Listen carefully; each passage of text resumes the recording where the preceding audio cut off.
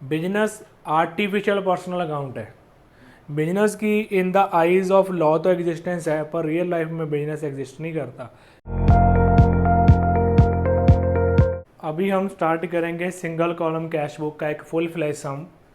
पहले जो आपको स्क्रीन पर सम नज़र आ रहा है इसका स्क्रीनशॉट ले लें। लेट्स स्टार्ट दी सम। पहली बात हम रीड आउट करते हैं। ओपनिंग बैलेंस अप्रैल 1 को हमें नज़र आ रहा है 2 बैलेंस ब्रॉट डाउन, हमें कैश का 1 लाख ओपनिंग बैलेंस गिवन है। सेकंड ट्रांजैक्शन हम रीड आउट करते हैं। गुड्स परचेज करी हैं हमने, अप्रैल 3 को आपने गुड्स परचेज करी हैं बाय परचेजेज अकाउंट। अभी आपका कैश जा रहा है, जब पैसा जा रहा है तो 30,000 हम नेगेटिव वाली साइड डाल देंगे, परचेज से हमारा कैश जाएगा। थर्ड रीड आउट करते हैं। गुड सेल करके आपने 28,000 की सेल करोगे तो आपके पास पैसा आएगा, कैश आएगा। अप्रैल 5 2 सेल्स अकाउंट, गुड्स हमने बेची हैं 28,000 की, पैसा आ गया। आगे रीड आउट करते हैं। वेजिस पे करिए हमने 18,000 की, 18,000 की वेजिस पे करिए अप्रैल 7 बाय वेजिस। वेजिस से आपका पैसा जा रहा है, क्लियर है, मेक श्योर है आपको। 18,000 आपने लेस कर दिया, पैसा बिजनेस से चला गया। नेक्स्ट है रेंट पेड अप्रैल 10 बाय रेंट पेड। रेंट पे करा है आपने 10,000 का, बिजनेस से पैसा चला गया। सीधी बात है, पैसा आ रहा है इधरली साइड, जा रहा है तो उधरली साइड। इन केस कोई ट्रांजैक्शन बाय चेक होगी तो इसमें नहीं आएगी। नेक्स्ट रीड आउट करते हैं।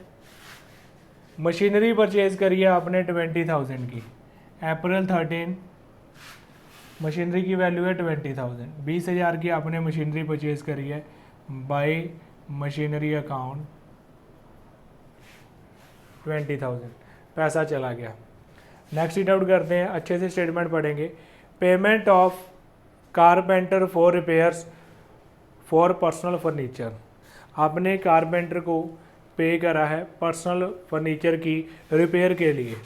अगर आपका पर्सनल फर्नीचर है तो बिजनेस क्यों पे करेगा भाई? बिजनेस से आपकी तरफ से निकाला गया कोई भी पैसा ड्राइंग स्ट्रीट होगा। कोई सिम्पति नहीं है कि प्लीज़ मेरा फर्नीचर ठीक करा दो ना, ऐसी कोई बात नहीं है।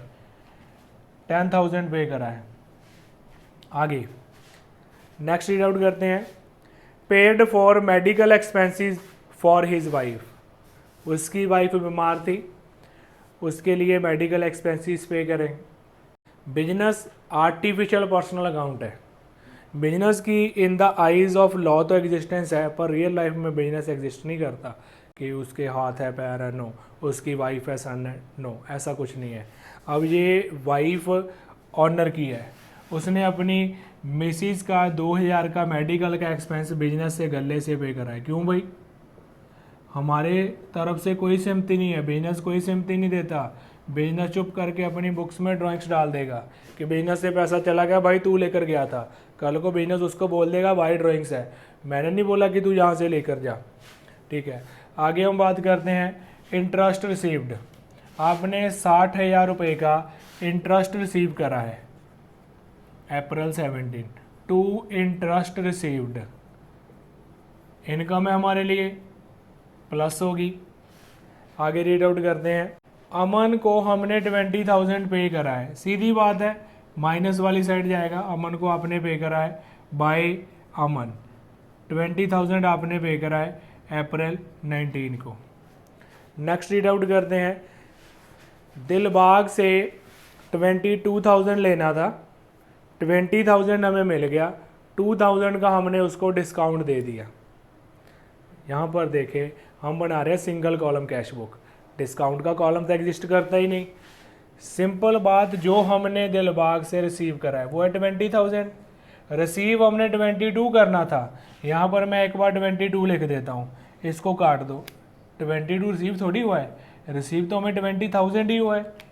तो जो 20,000 आपने रिसीव करा है उसको डाल दे टू दिलबाग।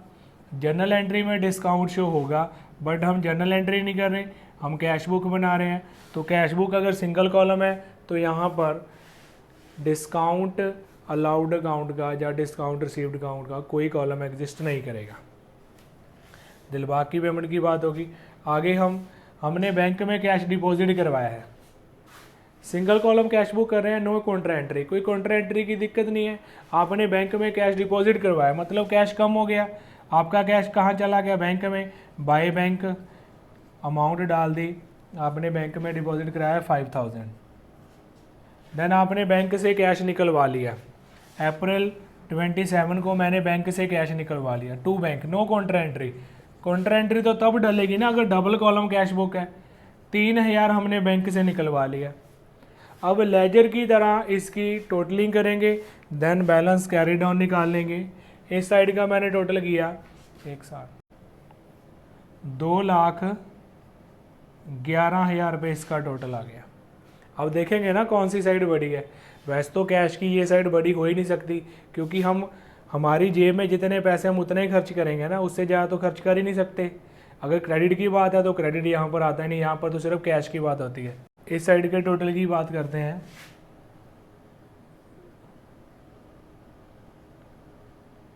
एक 1,15,000। अभी देखो 2,11 1,15, अगर ये छोटा टोटल है तो इसको हमने बार वाली साइड लिख लिया 1,15,000, यहाँ पर 2,11,000 ही आएगा।